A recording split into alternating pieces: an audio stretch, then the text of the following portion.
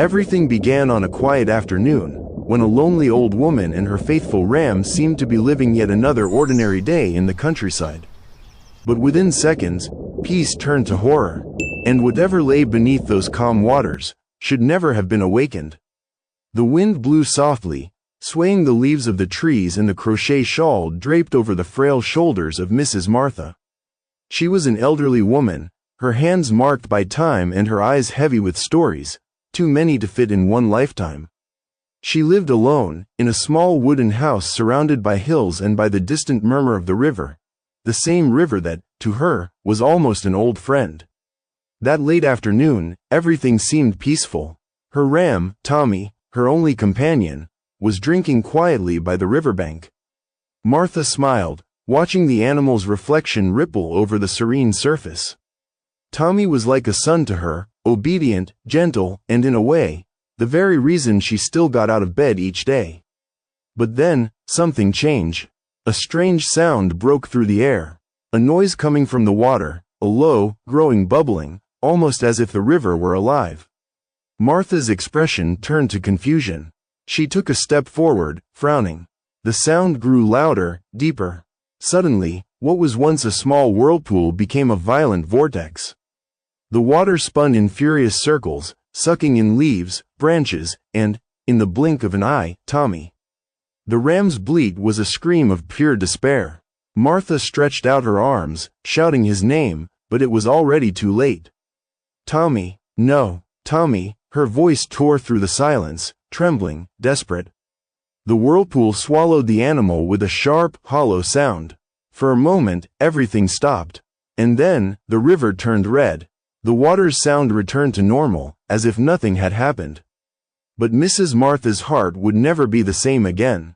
She fell to her knees, her tears mixing with the dust on the ground. In that instant, the entire field seemed to mourn. The sun vanished behind the mountains, and the silence, the same silence that once brought peace, now carried only fear. Helen Brooks walked alone along the narrow path that cut through the hills. The cold evening wind brushed against her face, and each step echoed like a reminder of the solitude she had chosen. After years of serving in the army, seeing more war than any human ever should, Helen had retired. She wanted peace, she wanted quiet, she wanted to forget, but destiny rarely respects those who try to escape it. She was watching the sunset when the scream tore through the air. A sharp, human sound, a cry for help that seemed to rip through the wind itself. Her body reacted before her mind did. Muscles trained by years of survival snapped awake from their slumber. Her heart pounded. Helen dropped her backpack to the ground and ran. Her boots pounded the earth, their sound mixing with the desperate voice that echoed again. Help! Someone, please. When she reached the riverbank, she saw the scene, an elderly woman kneeling, her face buried in her hands, while the water bubbled as if boiling from within.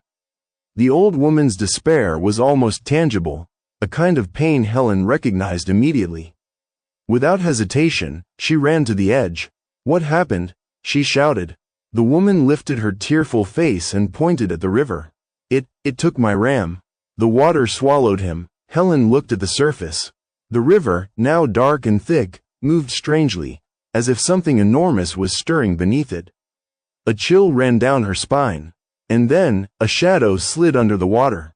Slow, massive, her instincts kicked in, the same instincts that had made her run under fire, that had saved her in the chaos of war. Without thinking twice, she stripped off her jacket, kicked her boots away, and dove in. The freezing water sliced into her skin like blades, but she kept swimming. Down below, what she saw stole her breath away. A monstrous fish, its grayish scales glinting faintly, its bulging eyes dragging the ram's limp body into the depths. It was a creature that should not exist, something between the real and the impossible. For an instant, Helen froze. Fear seized her, but only for a second. Then came the anger. She surfaced for air, eyes fixed on the water, and she knew she would come back. This time, to fight. Helen gasped for breath. The river's cold burned her lungs, but what truly scorched her was the anger. A silent fury, fed by the helplessness of having witnessed something so cruel.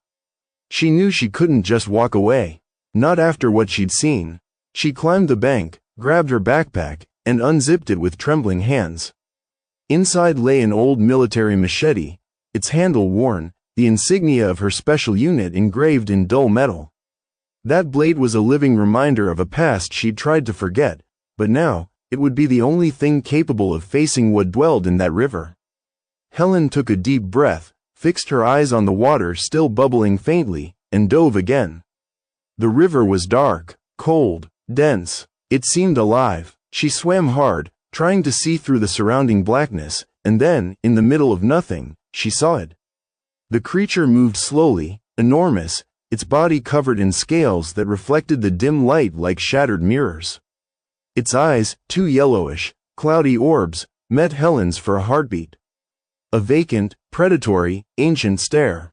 She gripped the machete tightly, and in a sudden burst, she struck. The blade hit the creature's side. A hollow, heavy sound echoed underwater. Blood spread like smoke, painting everything red. The beast thrashed, letting out a muffled roar that made the entire river vibrate. Helen was thrown backward by the force, but she didn't stop.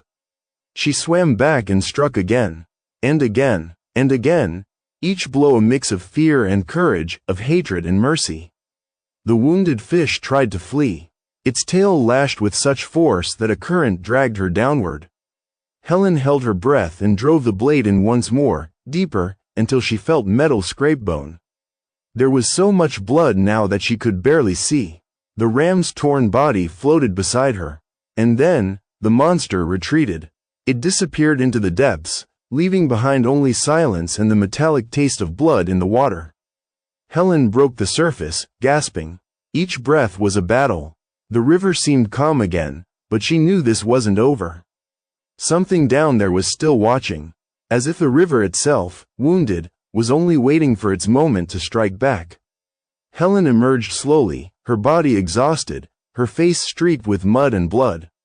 Her breath came in heavy sobs, and every movement drained the last of her strength. On the bank, Mrs. Martha trembled, her hands covering her mouth, her eyes wide with a mix of fear and hope. When she saw Helen rise from the water, she stumbled toward her, tripping over the wet earth. You did it?" she stammered, her voice breaking. "Is he okay?" Helen didn't answer right away. She walked over to the ram's body, now lying at the river's edge. Tommy was still, eyes open, his white wool stained red. For a moment, silence seemed to take shape, heavy, almost unbearable. She knelt beside the animal, ran her hand over his muzzle, and closed his eyes. "Saving doesn't always mean bringing back," she murmured. "Sometimes it means ending what devours." Mrs. Martha covered her face and wept.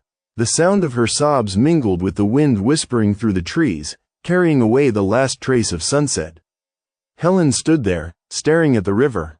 Its surface was calm again, smooth, reflecting the dark sky as if nothing had happened. But she knew, something still moved beneath it, something that breathed. When she finally stood up, the silence was almost a scream. The ex-general picked up her machete, slowly rinsed it in the water, and for a brief second, she saw the reflection of something glide beneath the current. Fast, huge, she stepped back, her heart racing, but the surface quickly stilled. The river, once again, pretended to be at peace. That night, the winds blew stronger. Some villagers claimed they saw the river glimmer under the moonlight, as if something breathed beneath it. Others swore they heard a muffled sound, the same growl that had echoed deep below when the monster was wounded. Since then, no one has taken their animals there to drink. The place earned a reputation, stories, whispers. But those who pass nearby, when the sun begins to set, say they still feel the ground tremble. As if the river were alive, waiting.